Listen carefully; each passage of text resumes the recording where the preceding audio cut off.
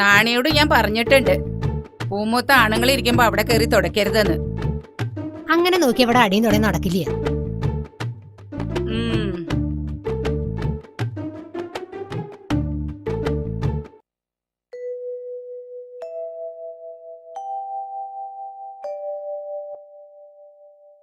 എന്താ ചാത്ത എത്തി നോക്കണേ? ഇങ്ങോട്ട് കേറി വരൂ. വേണ്ട വേണ്ട, അവിടെ നിന്നാ മതി. കോരഞ്ചക്കം പനിച്ചിറക്ക. പാടത്ത് അടിയം പണിതോളാം.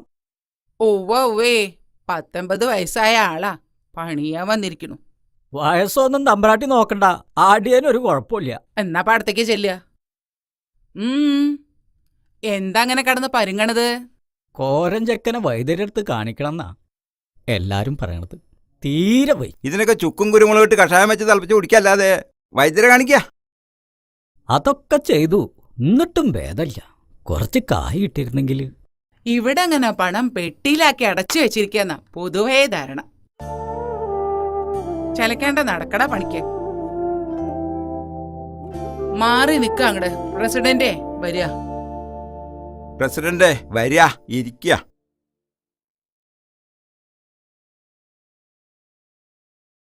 ഇരിക്കുക. ഇത്തിരി സംഭാരം എടുത്തോളൂ.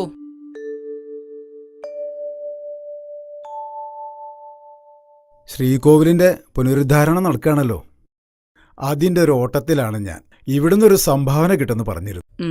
അതിനെന്താ, ഇല്ലെന്ന് എത്ര വേണ്ട അതങ്ങോട്ട് പറഞ്ഞാ മതി. 1000 ഉറുപ്പിക എടുത്ത് കൊടുക്കുക. അത് മതിയാവോ പ്രസിഡന്റ്? ഭഗവാന്റെ കാര്യത്തിൽ പണം എത്രയായാലും അത് വാരിക്കോരി തരുമെന്ന് എനിക്കറിയാലോ. ഉപ്പ് കൂടിയോന്നാവോ? എന്നാ ഒരു 2000 ഉറുപ്പിക എടുത്ത് കൊടുക്കുക. ആയിക്കോട്ടെ.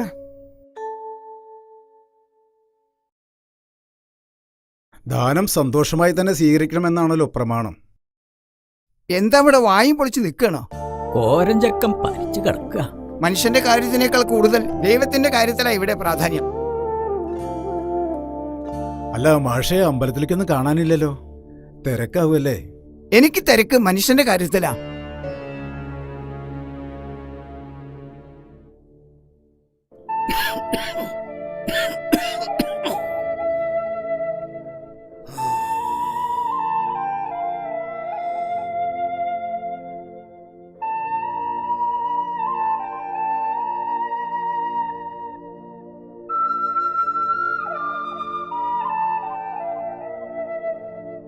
ദേവരെ, തീ പോലെ പൊള്ള പനിയാണല്ലോ, എന്നിട്ടാ പണിക്ക് പോണത്?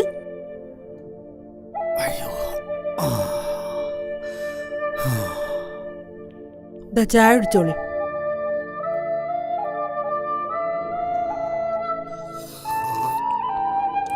സാരല്ല, പണിക്ക് പോയില്ലെങ്കിൽ പാടത്തെ പണി അവിടെ കിടക്കും. പണി വയ്യാത്തപ്പനല്ലടി പണിക്ക് പോണ്. ഇജ്ജ് മിണ്ടാതെ ഒരു ഭാഗത്ത് അവിടെ കടന്നോ. ഇക്കിപ്പോ 80 ആയിട്ടുള്ളൂ. ഇളിക്കൊന്നും വേണ്ട. എന്നോട് കൈക്കോട്ട് പണിയിൽ മുട്ടപ്പാടെ ഒരു ചേർമനായിട്ടില്ലടി. ഇതാ പെരട പിന്നിൽ കൊണ്ടച്ചാ. ഇനി പയങ്കഞ്ഞി ഉണ്ടെങ്കിൽ എടുത്തേക്കടി. മൂത്താരെ പറമ്പെന്ന് ചീനമുളക് കുറച്ച് കിട്ടിയിട്ടുണ്ട്. എന്നാ പിന്നെ ഞാൻ കൂടെ പണിക്ക് വന്നാലോ? ഡാക്കിട്ടറെ കാണാൻ കായുണ്ടാവൂലോ. വേണ്ട നീലി, ഈ അങ്ങോട്ട് പണിക്ക് പോണ്ട. തമ്പുരാന്റെ കണ്ണ് ചീത്ത കണ്ണാ. ഞാൻ അവിടെ പലതും കാണുന്നുണ്ട്. മഞ്ചളുട്ടിയുടെ അനിയനല്ലേ ഇത്? എന്താപ്പോ മൂത്താരുട്ടി ഈ വഴിക്കൊക്കെ ആവോ? അമ്മാവ, എന്നെ അങ്ങനെ വിളിക്കല്ലേ. എനിക്കൊരു പേരുണ്ട്, രാമൻകുട്ടി. ഇത് മാഷ് തന്നയച്ചതാ. നമുക്ക് എത്രയും പെട്ടെന്ന് കോരൻ ചേട്ടനെ ആസ്പത്രിയിൽ എത്തിക്കണം.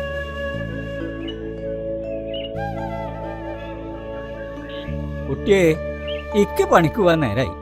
അമ്മാവ, ഇത്രയും കാലം നിങ്ങൾ തമ്പ്രാക്കന്മാർക്ക് വേണ്ടി അധ്വാനിച്ചു.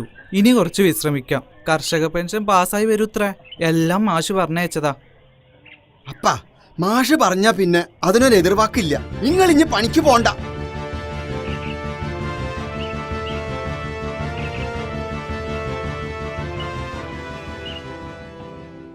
സഖാക്കളെ, ഞാൻ ദിവാകരൻ.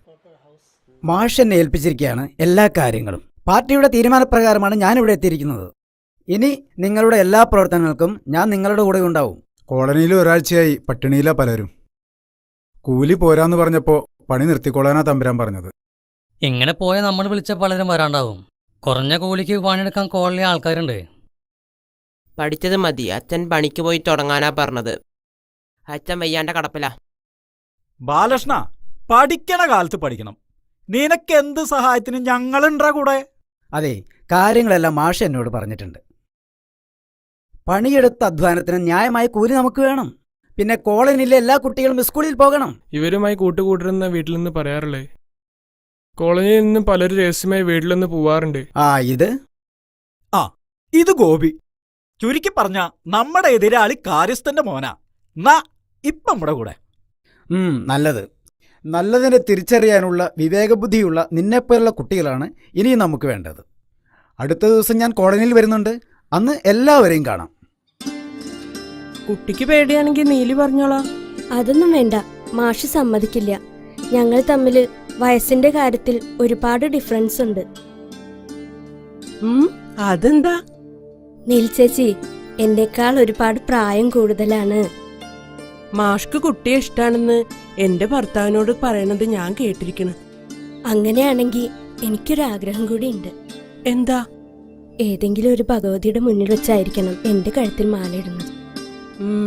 അത് നടന്നു തന്നെ. ഞങ്ങളുടെ പാർട്ടിയും കൊടിയായിട്ട് നടക്കണ ആളാ ദൈവത്തിന്റെ മുന്നിലേക്ക് വരുന്നേ.